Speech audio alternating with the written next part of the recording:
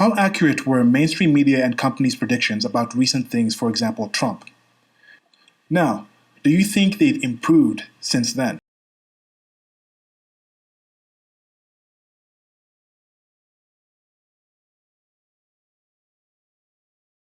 Hey, what's up? Silas here. This is part of my shorty series where I take short little things that I posted on social media that have limited characters, gets me to condense my ideas and thoughts into something small, and then I expand on them by these videos or just in the comment sections of these posts.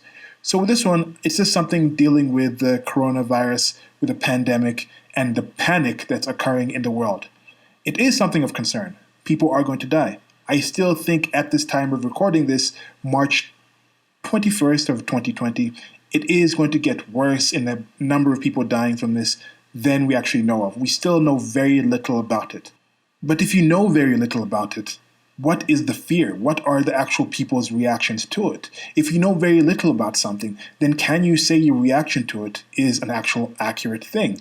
I don't know. I'm going online, I'm looking for information. This is something that I've experienced. This is something that when I was more religious, I would think like, okay, look, there's this thing called hell that we have to deal with. This eternal suffering that's coming. And that should be something that we're concerned about. That's something that was terrifying me. I was terrified of hell. Oh, there's a God, there's a being that can create everything, that's actually looking at me, that can watch me, that knows what I'm doing, knows what I'm thinking, that can send me to burn in eternal hell forever.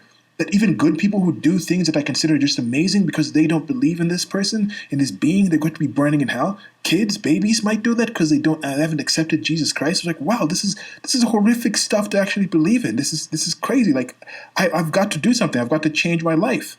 But I went out and thought, what's the actual evidence for this? Who's telling me these things? How credible are the preachers and the pastors telling me about this? The adults who are indoctrinating me into this, my friends and other people around me who are believers, say they're believers, what do they do with their lives? When they've talked about what this God has done for them and will do for them, how accurate have they been about these things? The reports that they say, oh, if I just pray for this, I'll get this. Was it successful? We go out there and we're playing football. I was in football teams or on the sports teams. We'd both pray. Was it the situation where I could say, okay, this game when I didn't pray, we didn't win, but this other game when we did pray, oh, that team has maybe 55 players, we only have 45 players, and we all prayed maybe because they had the 55 players and that was 5 extra people praying to the God, they actually end up winning?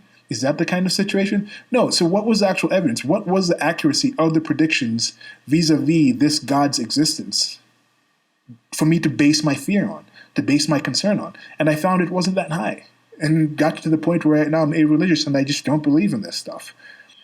So now coming back to the shorty, look at the mainstream media. Look at who is actually ringing the panic bells and saying, oh, we need to do this, we need to do that. We're dealing with an unprecedented situation. The information we have, we don't have anything to really compare this to, do we? The comparisons that are being thrown out there are based on other things, but just the general structure, the general interest of the people telling you what they're telling you.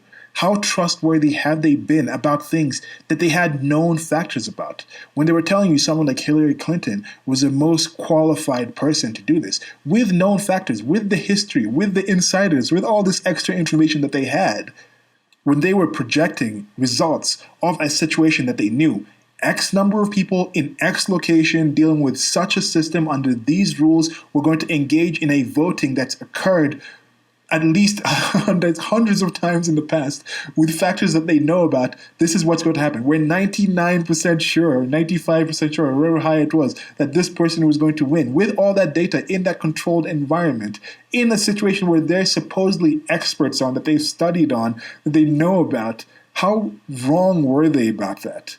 What were their interests and reasons to back them saying what they were saying? What were the things, what were the blinders that they had? What were the concerns? What were the things contributing to them being as wrong as they were? Now, do you think they have addressed those things? Do you think the factors have changed? Do you think they have more solid information now? Do you think they're basing it on more solid evidence? Do you think they might still just actually hate Trump so much in a situation where some of the things they're actually reporting, depending on the country that you're in, are involved in that? Now, this is other countries in the world. How trustworthy are the people who are talking to you about these things are? Do you really trust your actual state organisms?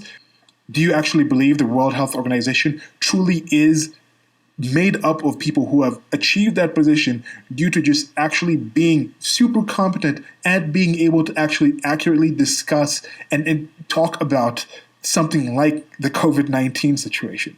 And even if they are completely able to do that, are they a kind of organization that has actually access to all the necessary information that is needed to actually make a good projection on this?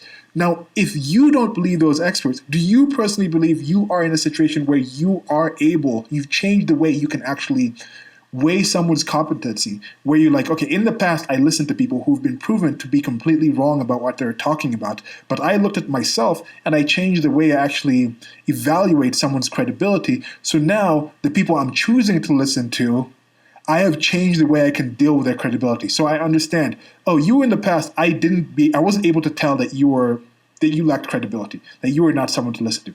Now I hear you saying something, and okay, I'm not going to listen to you. And in some situations, if you happen to be listening to the same sources and people that were completely wrong about something in the past, ask yourself, is there a chance that they're completely wrong about what they're talking about today? Now, you have the ability to go online and find information of your own and test and see, is this person saying this? Is this person saying this? If someone says something that seems suspect, go to the people who might have been suspect about their actual reviews and discussions about things and see, do those people support what this person says that seems suspect?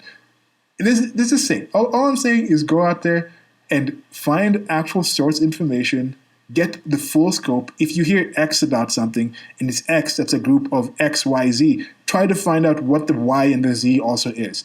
Don't just focus on X, because X might be related to its relationship with YZ. Don't just focus on deaths. Focus on, do we have a complete and accurate accounting of how many people got this virus? Don't just count on, oh, we have X amount of cases that are reported that came to the hospital. Find out how many of those cases that came to the hospital for testing were actually found to not be positive of this thing. Because you see, oh, we've gotten a jump of 1,000 cases overnight in the United States of America. But if they tested 100,000 people and only 1,000 people were actually found to have the virus, that is something to consider, and that might change the way you actually deal with the information out there.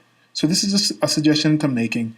Think about who's accurate, what's the accurate information that you're having, have some trust in yourself, or have a higher standard of actually establishing who's actually credible in what they're saying.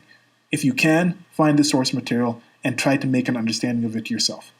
Okay, that's it for now. Like, share, and subscribe. Links below to the merchandise store. You can help me out with a one-time donation on PayPal if you so choose to. It would be very much appreciated. Thank you very much for listening. Till next time, goodbye. Stay healthy.